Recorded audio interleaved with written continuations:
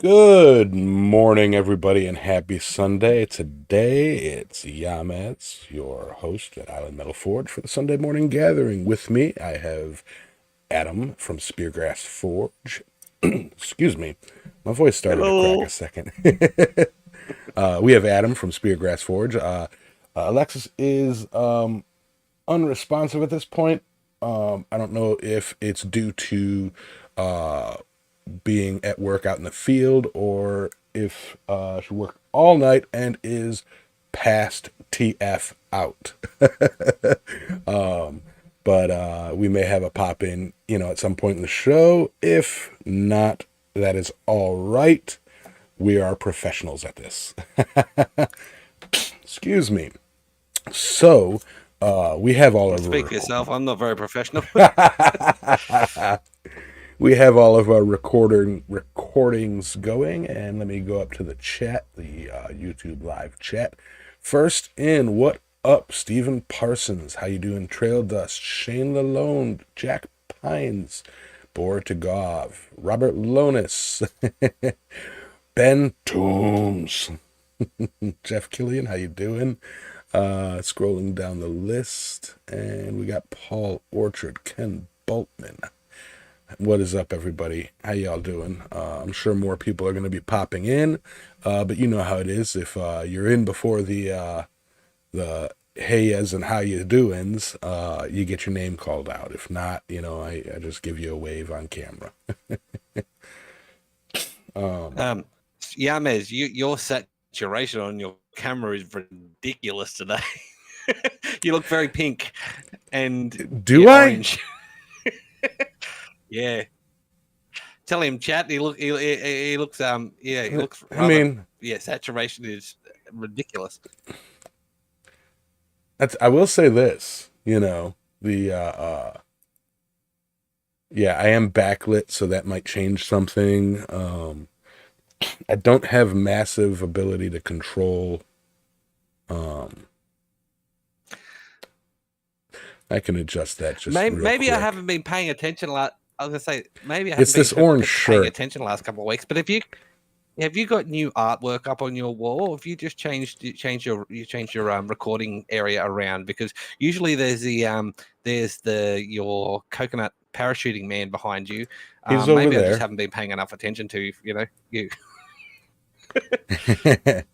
um, that ought to be better on the saturation. No, so That's better. the artwork that I have two original John Coffees, and then I have um, an original Big Lots, Right. and yeah, the coconut guy used to be right here, Mm-hmm. but I moved him to display my John Coffey paintings. Um, And John Coffey's artwork deserves to be Front and displayed center. and paraded. Yeah, Absolutely, and they're wonderful pieces of art. He is a consummate artist, isn't he? he He is. works. He does everything: blacksmithing, painting. He does those awesome paintings on old saw blades as well, and then he Mm-hmm. does wood turning and all sorts of stuff. He is a consummate artist, Yeah, and if we're giving him all this, not even in the chat. he's got John Coffey has more artistic talent in his pinky nail clippings than I have in my entire body. I'll tell you that much. Jack Pine says not the discount quad state. Looks like she's still trying to work it out. Hey, that's a good wife there, Jack. She's trying to get you to quad state. That's pretty freaking awesome. Oh, absolutely. Um, Mm, mm. all right. So yeah, my paintings. I've got, it's funny when I was younger, my walls were covered in and I still have most of them because I'm a hoarder. But my walls were covered in like anime pictures or band pictures or random posters that I'd get out of magazines and stuff like that. And now it's like I look at my walls and I've got stingray, painting of a stingray, a painting, what is it? 3 pictures in one. What I can't remember what that's called. There's a word for it. Of an octopus. I've got my docks. I've got 2 pictures, 2 paintings of docks. I've got the John Coffees, and then I've got a tapestry of some geckos, Mm. and that's it. I think over my panel I have a picture my sister painted for me years ago, but when I still talk to her, and that's about it. I don't have it. I still have the posters. I just don't have them hung up. Because I find it funny that as you get older, you kind of have an appreciation for more, how would you put it, more nuanced artwork, and also supporting local artists. I've got a painting, a commissioned piece that was done by a friend of my wife's and mine, and it's a very large Australiana piece, and then we've also got other paintings and stuff like that we've been given or collected over the years, that I've still got to get framed and put up. But I think that's like you've got your John Coffees and what like that. I think that's pretty awesome. yeah, I did, like, even with my books, I tried to, because I have an appreciation for the arts as well, but the covers for my books, they're all public domain pieces of art from the last couple of centuries about blacksmithing, just so that it's not, I mean, just look at the originals and they're very plain coverings and stuff like that. I just try to make it so that when you've got something, it's something you want to display as well, so that's, I see that as, it'd be cool. if what Sorry to interrupt. I just thought No, of no. this, and I shouldn't. For your next book that you're working on, Mhm. if you don't have a cover page or cover picture for it yet, I would contact John Coffey and see if you can commission a cover art from him. That'd be cool. I might do that. You But know, I don't have any. I'm still early in the process of doing so that book. So and my reasoning behind that is the first 4 books that you've done, the first 5 books that you've done, were existing books that you've annotated and revamped. And this new one is basically it's a new book that doesn't already exist. So use new art that doesn't already exist for it. Yeah. I just think that would be special. Yeah. And yeah, Yeah. No, just a thought. absolutely. I agree. It's a great idea. So I think I will do just that.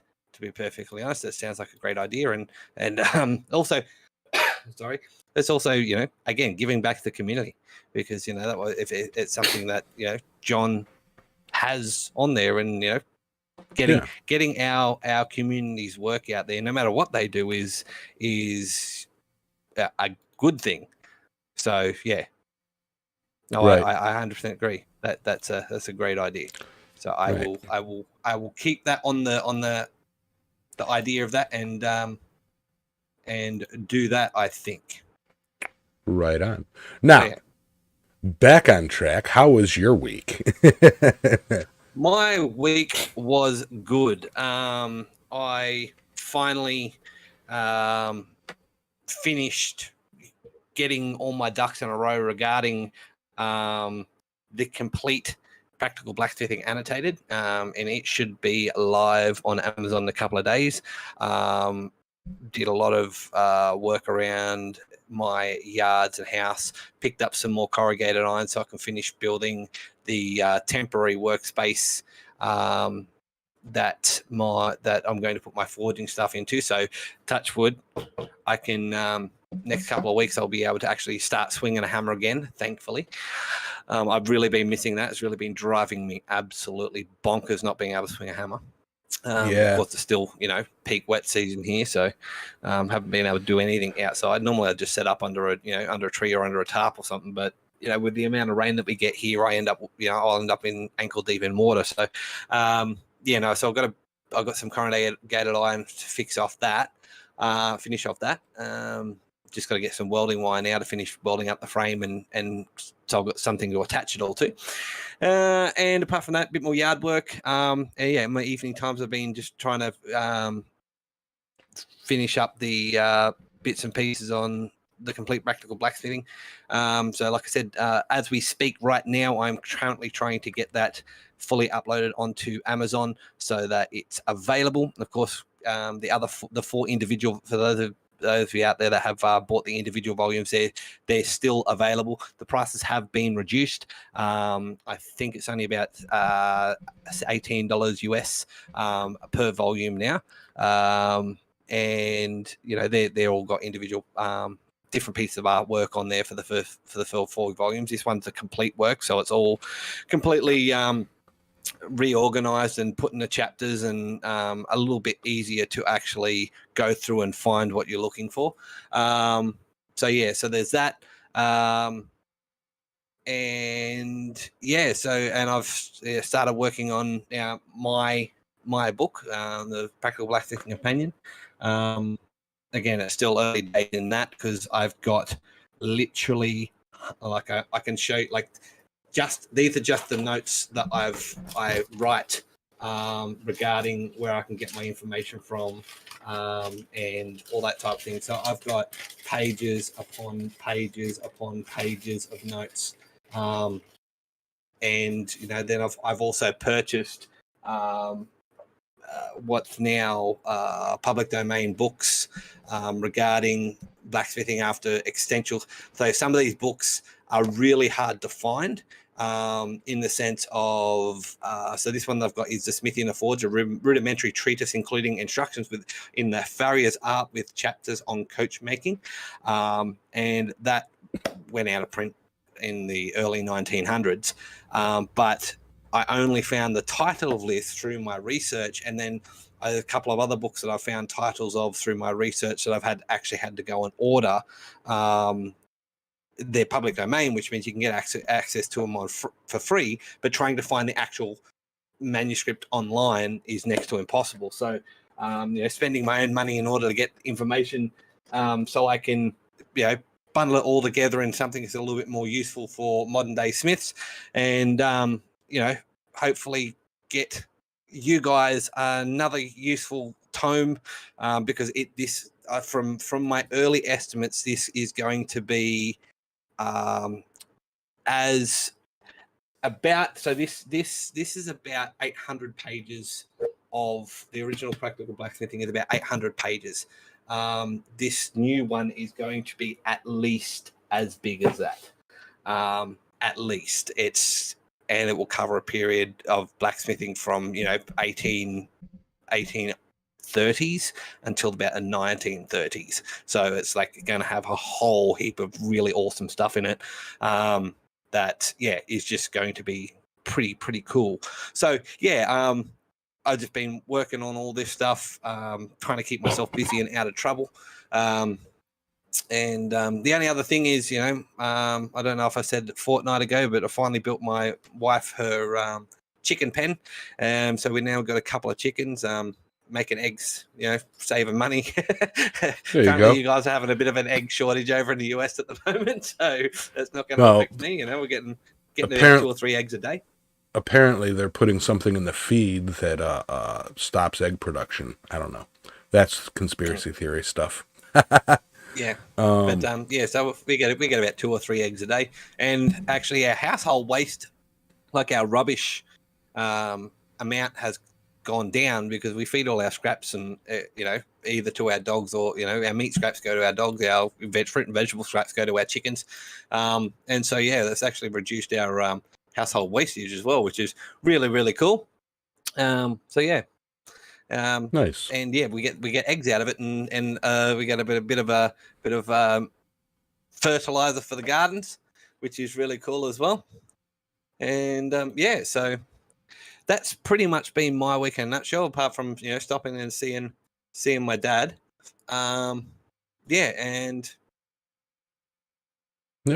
yeah, that's about it. What about you? What have you been up to? Well, I think this past week was the last week I'd be fighting, fingers crossed, fighting this persistent sinus infection. As you guys all know, last Sunday was I was feeling pretty good. I was on some fresh medication. Well, Monday kind of turned backwards. Turned the clock backwards on that for me. I woke up on Monday just, head as stuffed as ever, and then I was really worried that the antibiotics that I was on and the steroids that I was on weren't doing their job or weren't strong enough. Because I spent the entire week just, the face was a bit sore, and just, constantly blowing my nose. However, we did have a very, very nasty weather week. Constant rain. One job we pulled up on, the only place to park was in 4 inches of water. So it's like getting stuff in and out of the truck was a nightmare. And then it was crawl space stuff, and the crawl space was full of water. It was just whatever. But yeah, I'm feeling a bit better right now, to the point where I should be able to get out to the forge tonight for my show. Finally. I can't keep y'all, waiting. Yeah, I got a pretty good idea what I'm going to do tonight. It'll be the first time back in the forge in, a couple of weeks now. And, yeah, I've got a toilet paper roll holder on my wall in my bathroom that I did 5 years ago, that I'd kind of like to revamp and turn into something a little bit better. So I'll probably be making a backer plate for that. What's up, everybody? And working on that and getting that, remounted in my room. And basically, I'm going to start working on upgrading some of my my room's, fixtures. The stuff, a lot of the stuff like my towel rack and my towel hooks and everything. They're all from when I first started, and it's like I was so proud of them, and I look at them and I'm like, this is horrible stuff here. I could do so much better. And so, we're going to be working on that. But let me see. Throughout the week, yeah, I can't even say much has happened. I worked and I slept, and, I worked and then I slept, and, rinse, repeat. So, yeah, I mean, I did some cursory attempts at researching today's topic. I have some pages pulled up, but as discussed in the pre-show today, I need to learn how to research better, because I was just searching some of the wrongest terms. And the Yamez Museum of Blacksmiths. That's right. Yeah. I'll give you lessons on how to research later there, Yamez. But yeah, so as for that, I believe I'm just, if y'all are watching my face, I'm like looking at all the screens, and I got 5 different things that I need to pay attention to. So usually I can do it with quick glances, but like I said, I'm still recovering, so it's taking me a little bit of extra time to keep an eye on things. Also, I apologize. I do a lot of visual cues for, the podcast listeners will probably be going, what is he talking about?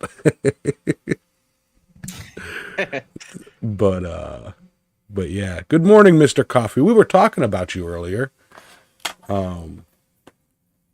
Yeah, the people were, Adam was asking about the artwork in the back, and I gave him a good idea. Adam's going to be contacting you here at some point with an idea that I had, and Y'all better do it. Mm-hmm. So yeah.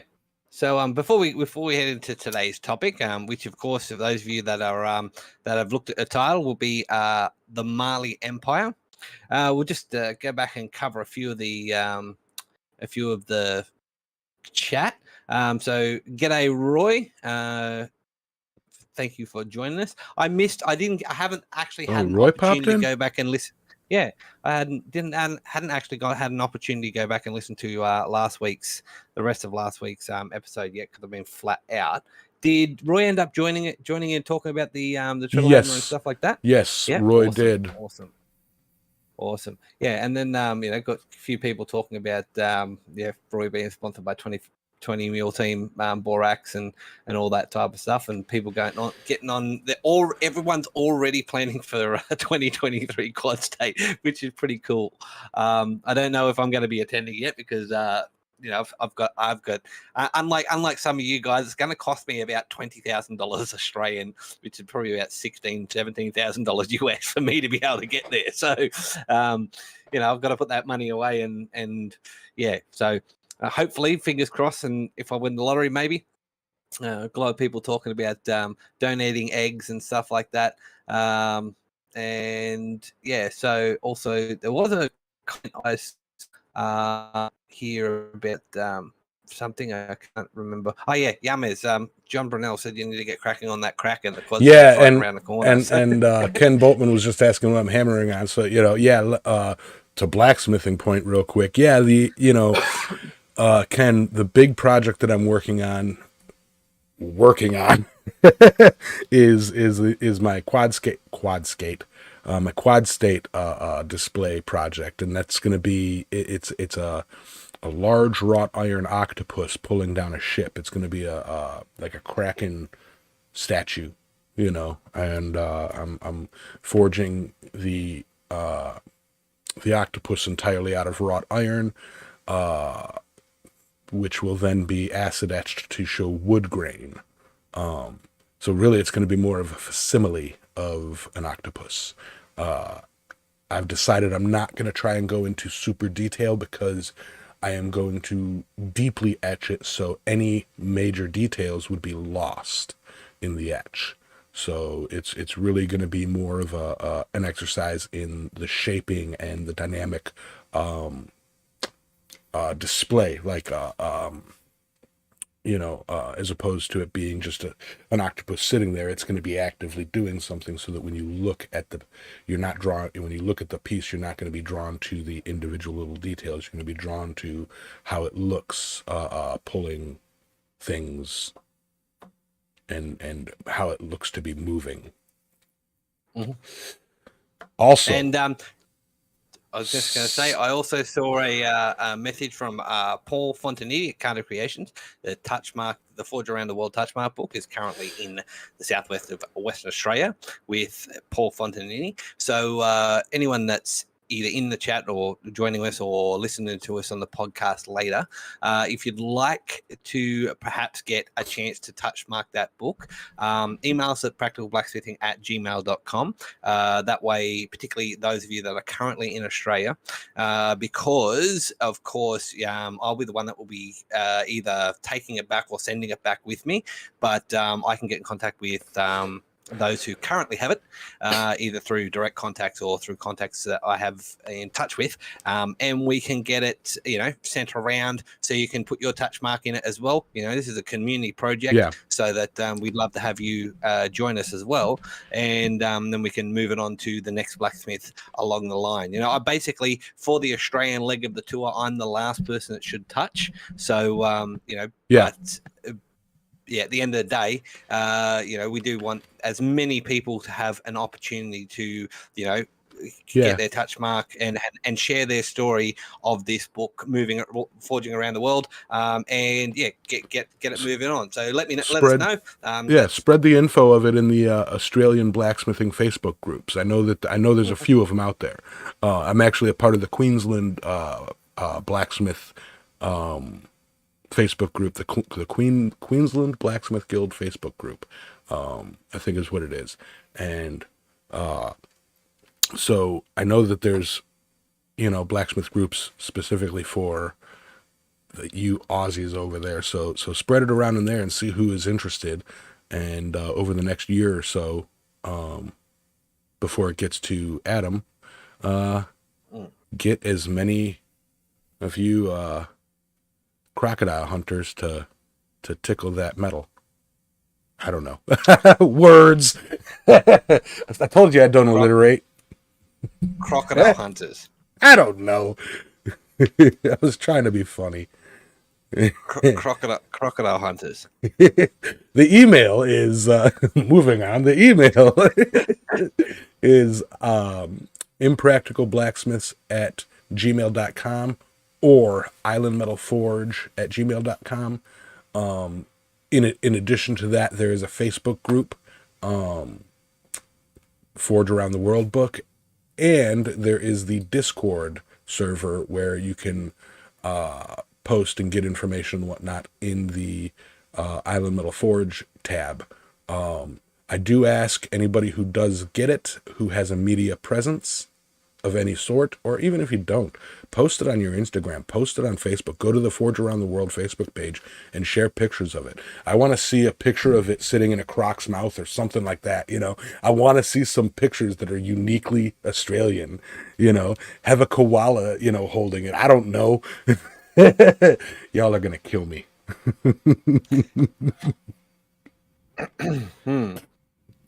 So yeah, that happened. So the email is impractical_blacksmith@gmail.com. So yeah, and Paul Orchard just said he's allergic to Facebook. That's fine. If you don't have Facebook, share it on Instagram. Share it on TikTok if that's what you've got. Whichever if you have a email the social pictures. media, email the pictures and we can post them. Drop them in our Discord, and we'll post them as well. Whichever you would like to, whichever format you'd like to get them to us, we'd love to see you with the book. Yes. Speaking of which, Adam, I need to make you a moderator or admin on that page, on the Forge Around the World page. Right. Okay. Yep. Fair enough. If you're not already. Anyway, topic. Moving on. Anyway, we've discussed going-ons now. we've been going on about going on, and on and on and on and on. So, the Mali Empire.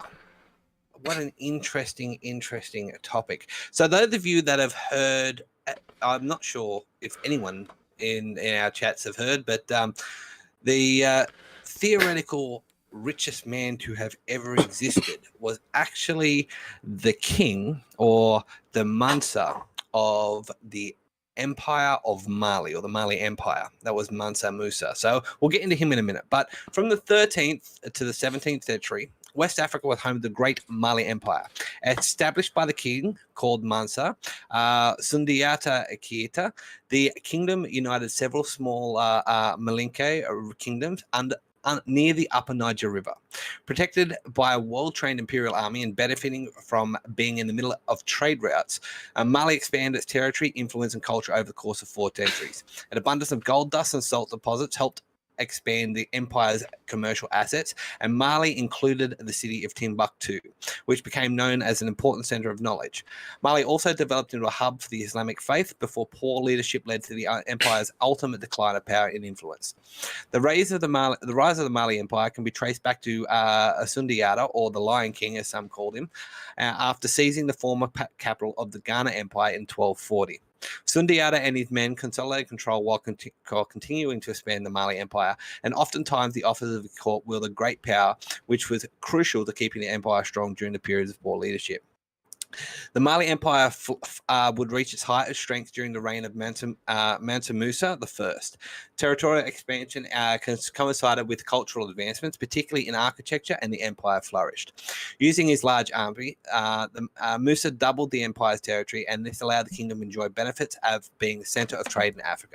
In 1324, Musa undertook a pilgrimage to Mecca, during which time he spent and gave away a lot of gold. As a result, the stories of the wealth of the Mali king spread far and wide. This also led to financial inflation of many countries along the route during this time, of which most famous would be the inflation during that period of the Egyptian kingdoms. Now, Spanish cartographer Abraham Cresques even featured Musa in the Catalan Atlas, a popular resource for European explorers of the period.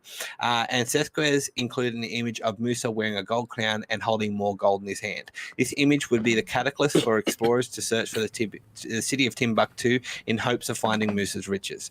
Today, some believe he could have been the richest man in history. Islamic learning centers, schools, and universities, and the grandest library of all Africa was a direct result of Mansa Musa's rule and made Mali into a multilingual and multi-ethnic powerhouse of the era. Following Mansa Musa's death in around 1337, the empire fell victim to declining influence around Africa. Other trade centers developed, herding commercial wealth that had once freely surrounded Mali, including in southern eastern Africa, where a lot of slavery kingdoms were growing due to the particularly European influence in exporting slaves. The surrounding Songhai Empire would conquer most of Mali Kingdom by the late 15th century, leaving little remaining of the once proud Mali Empire. By the 17th century, the Moroccan Empire occupied the remaining area. The Mandinka which were actually a subculture of in the Mali Empire, were the early adopters of iron in West Africa. The role of blacksmith was one of great religious and military prestige among them. Manipulation of iron had allowed the Mandinka to spread out over the borders of modern-day Mali, which was then southern Mali, and Guinea by the 11th century. Historical researchers also claim the technical reason for the empire's rapid expansion was supported by a strong blacksmith and metallurgy culture of the Menden, another culture in the Mali Empire. Both smelting and smithing required large quantities of wood to make charcoal for fuel. The blacksmith activity helped the warriors by smithing fine weapons made of metal, as well as extending the boundaries of their empire by moving further and further afield in search of wood to sustain the industry. The deforestation that resulted from the extensive smelting of concentrated smithing has consequently flattened the woodland savanna soils and also inadvertently helped the cavalry soldiers of the Menden move easier in spacious fields, thus creating symbiosis between the cavalry and the blacksmith. The nearby Geno culture of the Niger Valley in Mali shows evidence of iron production from as early as 250 BCE. The largest masses of slag, or 10,000 to 60,000 tons, noted in some locations in Togo, Burkina Faso, and Mali, reflect the great expansion of iron production in West Africa after 1000 CE, and that is associated with the spread of the natural draft furnace technology. So the technology of building basically a large inlet in order to funnel the wind into the furnace in order to smelt the iron. Iron had a significant ritual status in these Nigerian states, in which the forge functioned as both a ritual shrine and a sanctuary. The anvil was often used for the taking of an oath or as a sacrificial altar. Ironwork demanded great proximity to supernatural powers, and thus smiths were both admired and feared.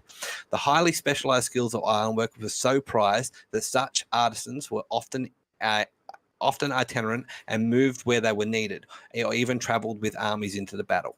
So this traffic expanded the social contract that often occurred between Nigeria's major kingdoms, including that of the Mali, and therefore fostered the rapid exchange of knowledge and spiritual beliefs.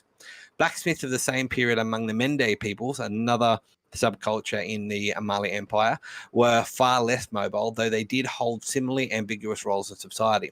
Politically and socially, they were extremely powerful, often invaluable counsel to the village chief concerning all major decisions. However, while revered and honored, the spiritual and ritual knowledge activities of the blacksmith were also greatly feared.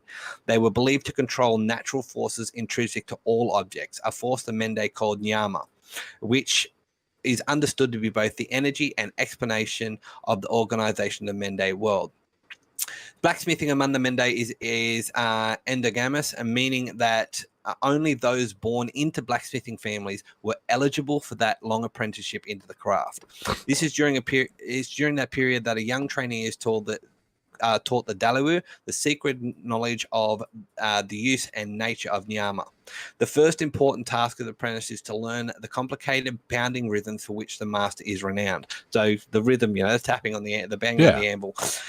The Mende people believe that the hardest village task, the pounding of metal with the heavy and awkward tools, is alleviated through a rhythmic patterns, rendering the task pleasing rather than arduous. The unseen participation of both ancestral and spiritual forces also lightens the workload. So as with blacksmithing throughout history, throughout every part of the world, that use, and even for hard work, the use of singing and rhythm, helped keep that the job easier, so to speak. If I may real quick, I really am fascinated with that take on that early smithing, that it was blacksmithing families, and that it was an event, and the forge was more than just a workplace but a spiritual center, for that culture. And that they used the rhythm of the craft as a sort of drum beat, so to speak, for their the word literally just escaped me, for their rituals and for their events, so that's actually, I like that take. And you can really see how you can really easily make that jump between like, again, particularly with Africa, but also with a lot of cultures, the drum beat was a very spiritual thing. It was always and having that constantly in a forge or a workshop, a smithy, would have been something that was akin to an everyday religious practice. And you can see why, like the Nyama, which was the spirit or the energies, is something also very akin to the powers of your ancestors in different cultures. But it's also that spirit of life that runs through everything. A lot of cultures have that belief of that supernatural spirit of life, or chi, the Asians call it chi and stuff like that runs through everything. And you can understand, particularly with that mysticism of turning something that is basically a rock into or sand or whatever into a usable thing, can have that mysticism for early pre-industrial peoples, so that it's you can understand why they were, unlike some other parts of the world, where in this part of the world that the blacksmiths held that that, like, kind of like your witch doctor, they held that magical and political as well as social power. You didn't want to irritate the blacksmith because they had that social, mystical and political power. So it's very interesting. And two things. Number one, it tracks right too with modern blacksmithing. I use it both as a creative outlet and as stress relief. So it's like getting out there and you get into that rhythm, and it's like, like you talk chi and you talk the that num word. Yeah. and it's like I feel that. I feel that in my bones. And the other thing is what's up, Alex? Welcome to the show. She's reaching over to actually turn on the mic. At work. Hi, Alex. You're muted. It's like, I know. Shut up. I'm not ready yet. All right. So back to it. And Sonny, when you get an opportunity, just jump in. Yeah, quick thing to Ken as well. Ken Boltman was commenting, what does this have to do with blacksmithing? What does this have to do with, this is boring and whatnot? It's like, it's the history of our trade. It's the history of what we all enjoy. And it's like, yes, you absolutely can enjoy something without understanding or without acknowledging its past. You absolutely can, especially in a hobby form. It's something that like once a month or one we decided to do with this show is acknowledge what started it all. We hear all the time, oh, blacksmithing, it's a trade that's thousands of years old, and this and that, and it's like, yeah, that phrase is tossed around like, you know, candy at a parade, but I mean, but what does it mean? What are those stories? What are those examples from thousands of years ago? And that's what we're doing here, is kind of discussing the earliest forms of blacksmithing and the earliest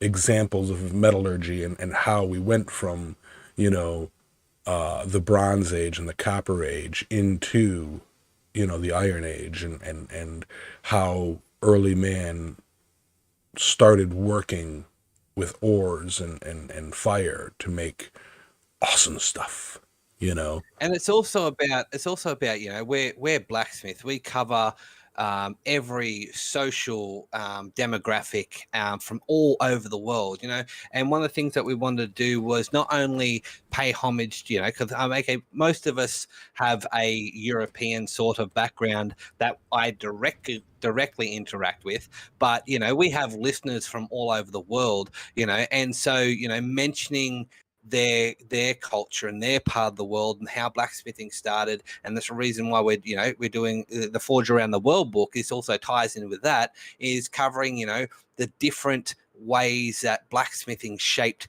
different cultures and shaped different societies. Like even we're talking with Mali. We talked about a lot of European history, for example, the blacksmith wool maker, but particularly for this example with the Mali Empire, they were a strong political and social influence. So, I find it interesting in just how the blacksmithing affected different parts of the world, or as we'll go into later societies, how it didn't. And how the course of a society might have been affected by the type of smithing or what that they did. So yeah, and of course there are people even in the US and Australia that have joined this wonderful craft that come from different parts of the world, and I don't. Just like your own name is the sweetest sound you'll ever hear, those of you, we all know we love the place where we live, and we love the place where we come from. So when you hear someone say Texas hoorah, or Wisconsin yay, or particularly for me, someone talking I think about people Darwin, in Wisconsin like Wisconsin. but you get what I'm saying. Like you hear where you are, or somewhere you have an attachment to, and you get that little bit more excited. Like someone recognizes my place in the world. So it's another thing about that. So Sally, we finally get to get into how you've been. Now that you finally joined us. Man, I apologize, but I've been busier than a one-legged man in an ass-kicking contest all morning. I mean, it's just been getting it since about 6 a.m. And yeah. I would have said you've been busy than the one-armed blacksmith, but then Ben Toombs is in the chat. Yeah. Right. Yeah, no, it's been a good week. I mean, I only worked 3 days and wound up with like 70-something hours, but one of those days was longer than 24 hours, so that happens. Things been good. I got out in the shop this last week. I worked on some stuff, a project for my bathroom at home, and without even I haven't been in the shop working, forging for longer than like 30 minutes in ages, because usually I just go in and knock out a quick little project or something that I need done, and I'm not in there working solid. Well, the other day, I mean, it was like 20 degrees outside, and I don't know why, but I was like, you know what? I'm bored. I'm going to go light a fire and bundle up and go make something. So I went outside and I finished up a little project out of a wrench that I was messing with. And then I decided I had to make some brackets for the bathroom, and I made a prototype, right? And I started at one end, and I'm using some of that metal that I got from Kevin there.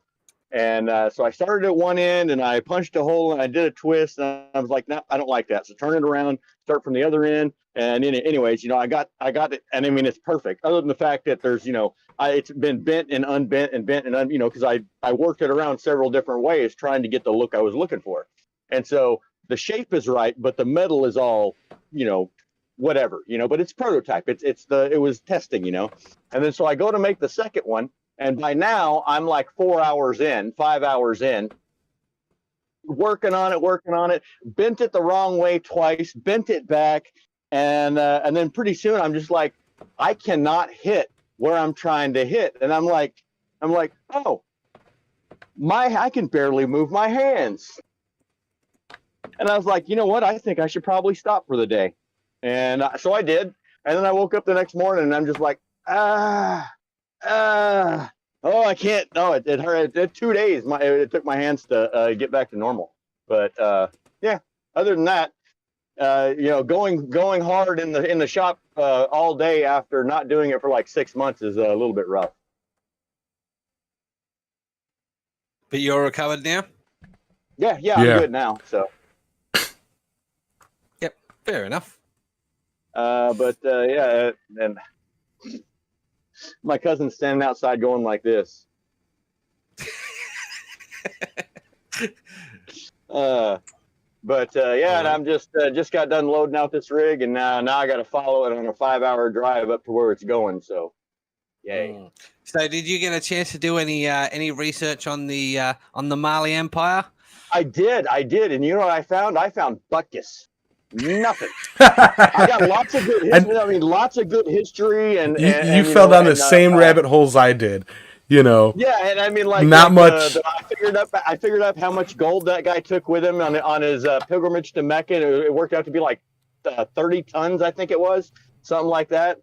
And I was like, wow, that's just amazing. Like 80 camels with between 80 and 300 pounds, and then what was the other one? 4 pounds per slave. 4 pounds of gold bars per slave. Hold on. Yeah, what's up?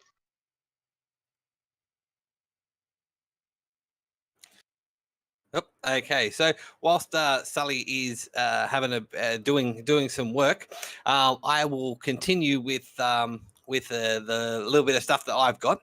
So blacksmiths in West Africa were responsible for production of agricultural tools and weapons, but also for most important regalia and protective amulets. Again, this ties back into their spiritual connections. So the Banama staff or ceremonial spear, there's one on display. I think it's in the US Museum of Natural History, I think. While that one was fabricated in the late 19th century, it's a good example of type of object produced by blacksmiths as early as the 14th century. Bamana staffs were almost always figural, although they may possess sacred names. Publicly, they were simply called iron women.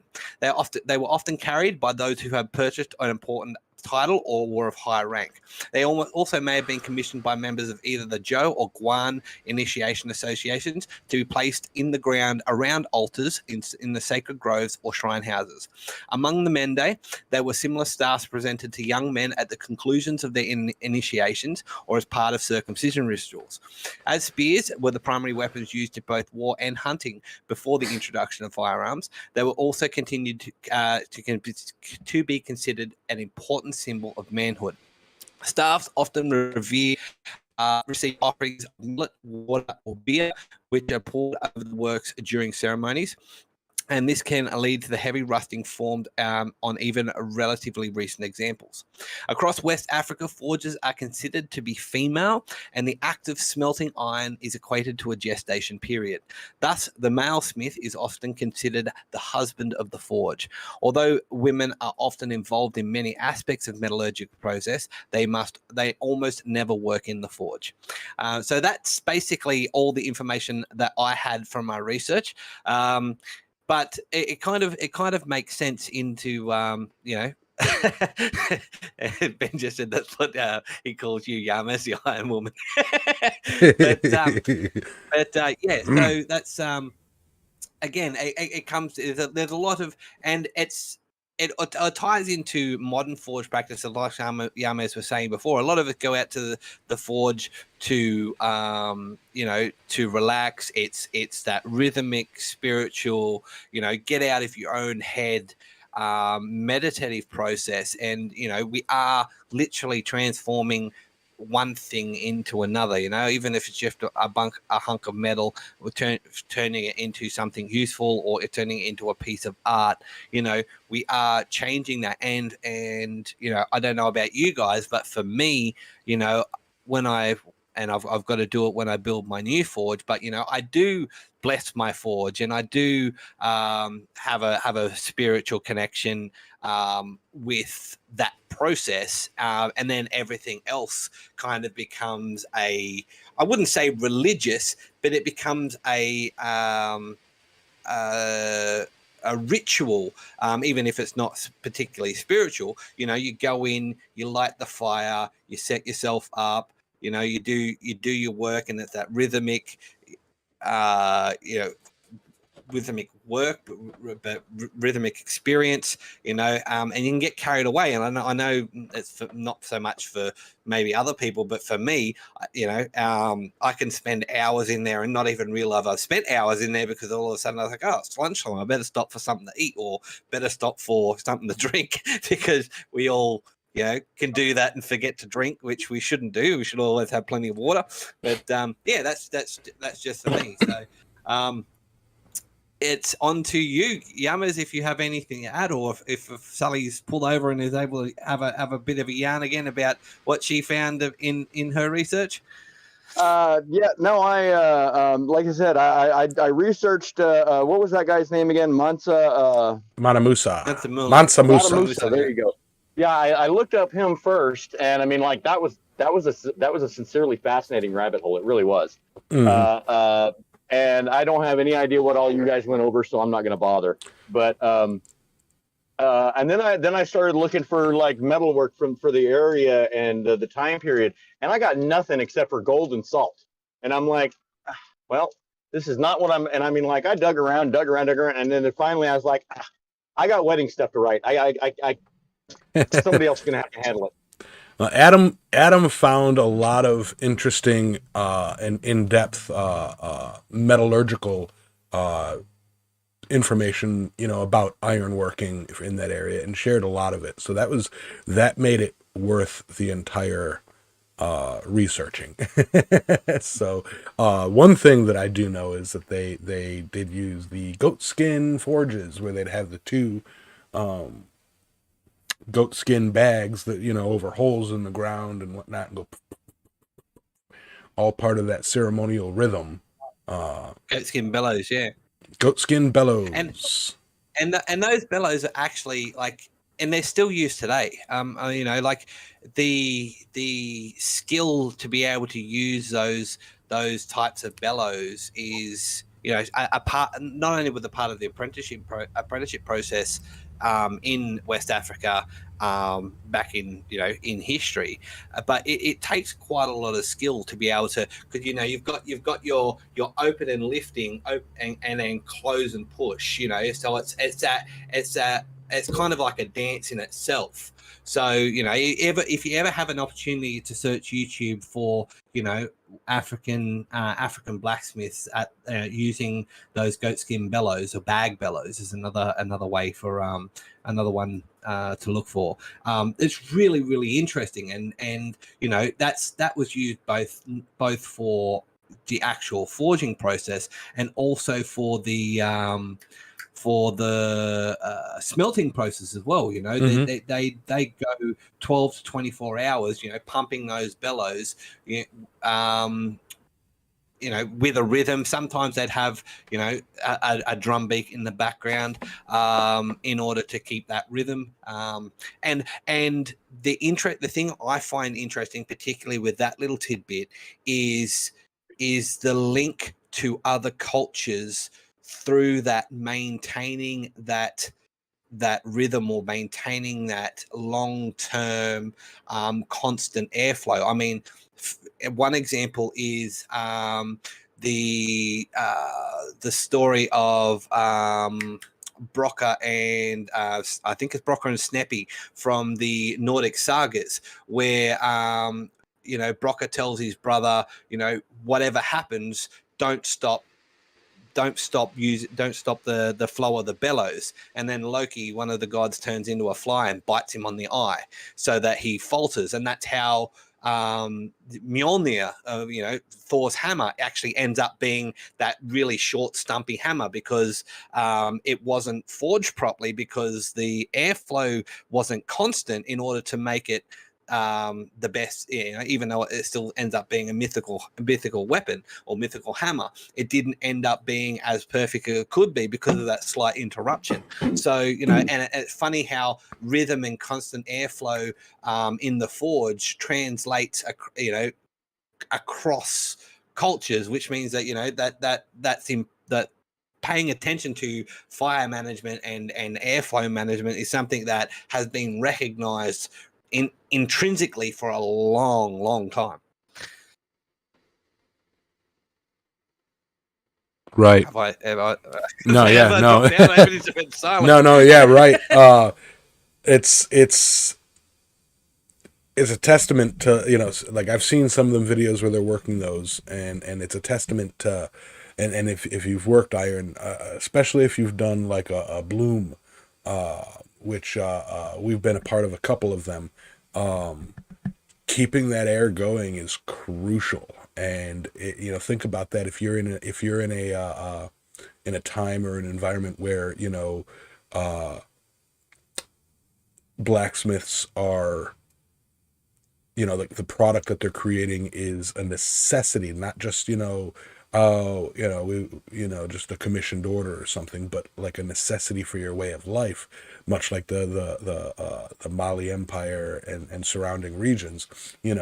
It's crucial to be able to have that concentration to keep the airflow constant, steady, and proper. I would love to build or to make a facsimile of a goatskin or bag bellows, just to see how difficult it would be to sit there and do it. I've got my burn barrel. I think I might do something in like pipe a bag bellows set up into my burn barrel and just see if I can do it. And see what it takes. So that's fascinating stuff. And like Yamez and like Sully, I did do a little bit of research, and sure, I mean, the biggest things that the Mali Empire was known for at the time, of course, was gold and salt. However, they also did mine. They had copper mines and tin mines and iron mines. They traded in. They were on a trade route, and that's part of the reason why they became so big. But as well as their military prowess, but they were on a trade route, so they traded in for iron and steel and stuff like that, and traded out, the iron ores and all that type of thing. I mean, like it was said, there was 10 to 60,000 tons of slag, in certain places. So that's not speaking of small amounts of smelting and small amounts of forging. That's a quite an impressive amount. So these things were coming in and coming out, and of course so to go on, and of course they would have used iron sand as well, probably in the earlier periods. Being, Sahara Africa, basically where Mali was located. You look at the shape of Africa, it's got that round bit at the side. So that big round bulge, it was kind of like the bottom end of that big round bulge on the western side of Africa is where the Mali Empire was located. So it was in a prime location for a lot of trade and stuff like that, as Europeans came down the coast and went around the tip of southern Africa, around South Africa and whatnot. So they were in a prime location. And it's of course where a lot of the varying cultures and the most vibrant cultures of Africa are known today. You still got Mali, you've got Guinea, you've got Equatorial Guinea, those very bright and vibrant African nations are all through that region. So it's been, for me, this has been a really good example of stepping back from, I mean, again, I'm European, I'm white, stepping back from my European look at blacksmithing and looking at it from a different cultural perspective. And someone said before, blacksmith in medieval Europe were revered because they were they controlled the four elements. But in Europe, you can kind of see that that blacksmiths were kind of always middle of society. They were never right up the top, and they didn't have heaps of political influence, and they weren't specifically particularly with the advent of Christianity and stuff like that, they weren't spiritual leaders or anything like that. But looking at it from in the African culture, these were important people and important families. They were magical and mystical, and they controlled the four elements, and understanding that kind of makes you go, wow, blacksmithing in certain societies had a very, very important role, because not only did they create the weapons, but they were the ones that bestowed the power. Those who controlled the iron controlled the weapons, who controlled the agricultural implements that controlled everything that happened. I mean, imagine annoying the blacksmith and he doesn't make your scythe as good as the next door neighbor's scythe, or doesn't make your hoe as good as the next door neighbor's hoe. So the next door neighbor might have a better crop. And so that's all contributed back to the magic that the blacksmith had, the magic that they put into the material that they use. So it's really interesting, that cultural aspect of blacksmithing and how it shaped that particular part of the world. I mean, even something that we as Westerners look at really funnily. I mean, I don't know if you've ever looked at the weapon, the unga bunga. It sounds weird to say, but it's a really, really wicked looking weapon. It was actually basically a throwing knife / axe thing, and it looks completely weird to Western sensibilities, but it looks like a ceremonial weapon, but it's not. It was an effective and nasty piece of gear.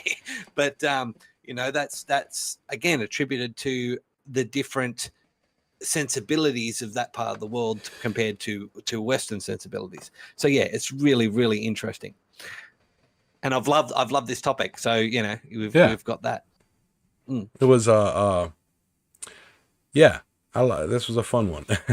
This I don't know why people were concerned about this one not having anything to do with blacksmithing. This one actually had a lot to do with blacksmithing, in my opinion.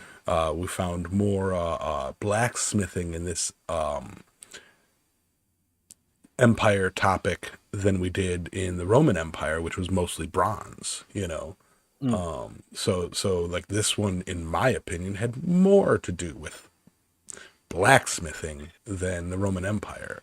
Not to say screw the Roman Empire. I don't want them coming after me or nothing, but, but yeah, so, just fun stuff, It's important to have, with all the other podcasts and shows out there discussing the modern how-tos and the modern technologies and the modern blacksmithing. It's important to also have a historical outlet to kind of fine tune and round out the information pool, which is why we decided to do this stuff. And I love it. It's something different. It's a fresh take.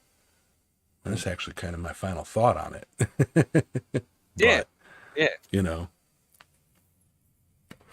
Well, considering we're now at that part of the show, and Sally looks like she's had a little bit of free time. Sally, how about you start with your final thoughts for tonight? or All right, whatever yeah, you want to talk about. I'll get you mine because I don't know how long I'm waiting for them to fix something right quick before we get on the road. So I got a minute or two. Um, I missed most of the show, and I apologize. I mean, doing the best I can. Uh, this morning, I thought, well, if it's slow, I'll be able to get in on the show, and then I was really so busy. I mean, like I completely forgot about it until it was time to go, and I looked at my messages. I was like, oops. But anyways, so I missed a whole lot of the subject matter, and I can't wait to hear it when I go to edit this for the podcast.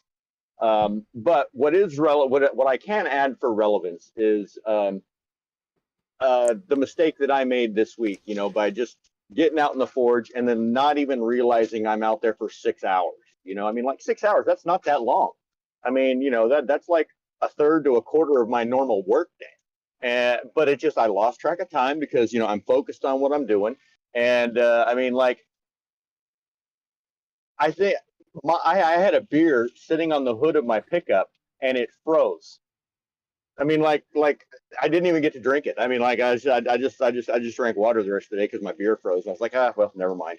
So I mean, that's just kind of disheartening when you're working and you go over to get it and it's like you feel it's still full and nothing comes out and it's like, oh well, no biggie. But the point being, I overdid it and I strained some muscles that weren't. I worked muscles harder than I should have that weren't used to doing certain actions.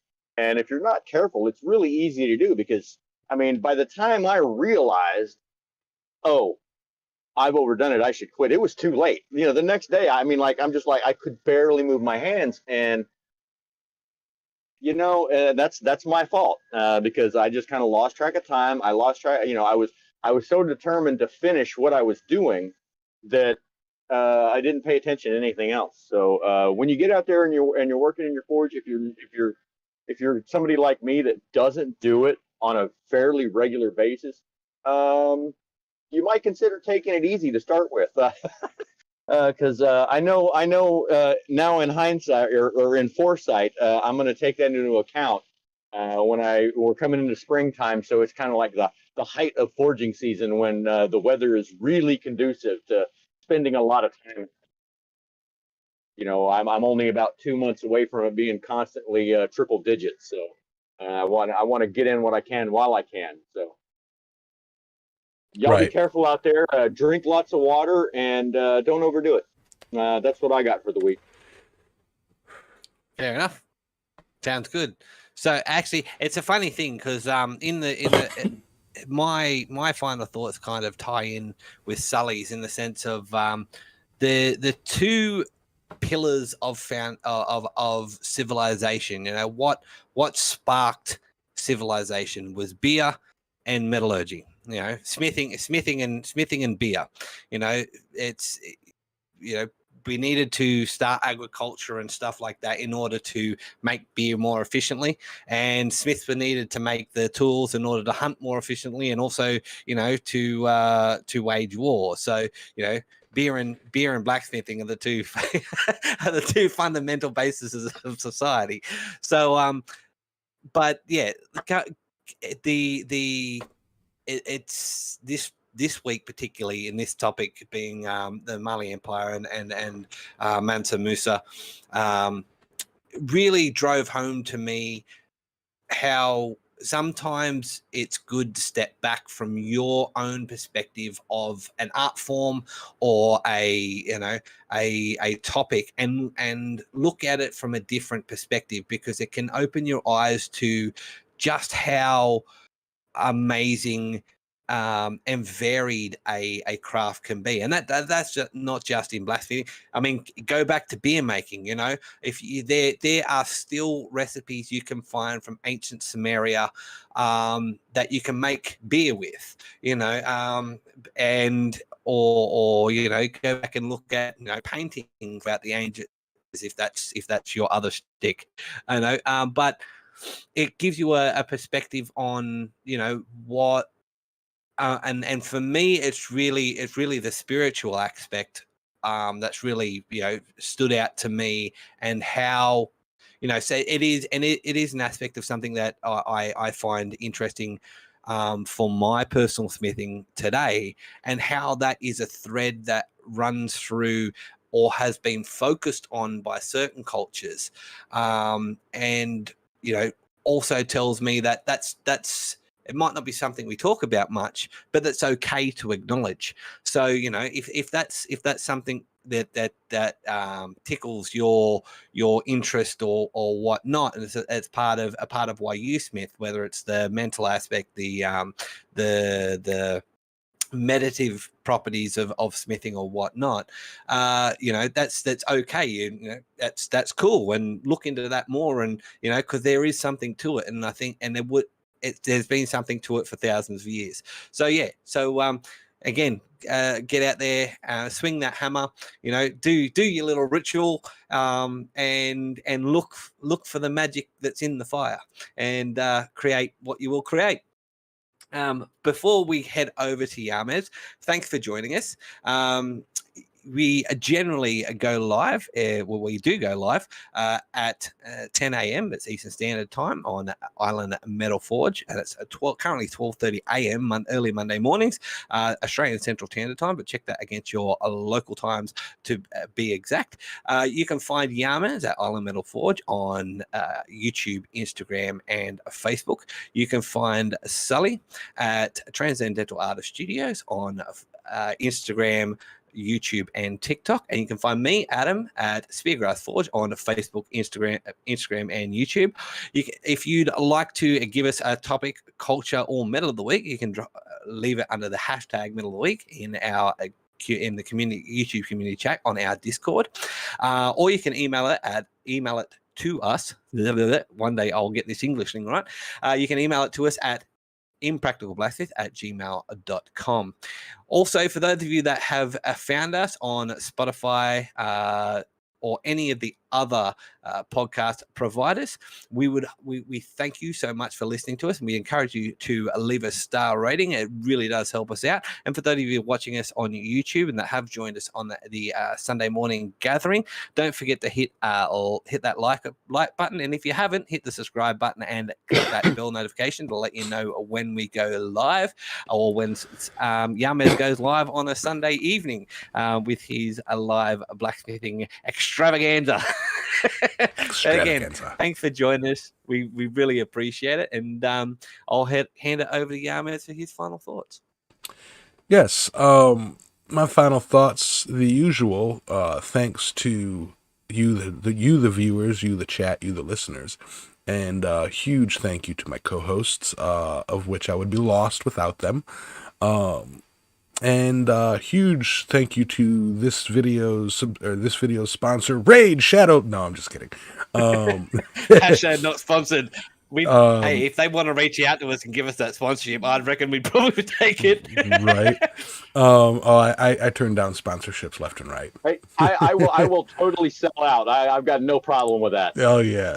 Try Vessi shoes and Ray-Bans earbuds, or I don't know. But huge thank you to you guys, and just another notation on the what we're doing, why we're doing, and all of that. I understand that there are a lot of people out there that are like, what's the point of this? What's the purpose of this? And like I said before,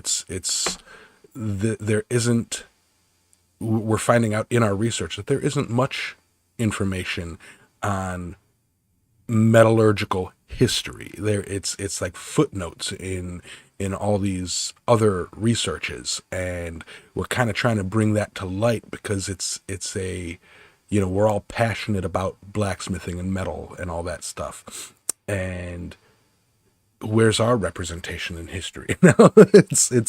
It's interesting to see where we as the human species began to work iron and to work with metals, and where we have gone and could have gone to where we are going and can go. It's all tied in, and it's amazing. So with that, if you don't like the history stuff, I'm sorry. It's not every single week, but it is going to be happening this year and possibly next year, at least on a monthly basis. Try taking to get an appreciation for it. Try taking it to heart and creating something from the era that we're discussing. Create yourself a bag bellows, create yourself, do a bloom and try and make yourself a knife out of, steel that you made from sand or rocks, to get an appreciation of how it was done before metalsupply.com. Hashtag not a sponsor. It's so, yeah, those are my final thoughts on it. Appreciate all of you guys. You guys have a wonderful day. Be safe and join me tonight at 6 p.m. Where, according to the poll I put up, I will be working on some wrought iron octopus arms. Y'all have a wonderful day. Stay hydrated. Be safe. All right, see you. Bye.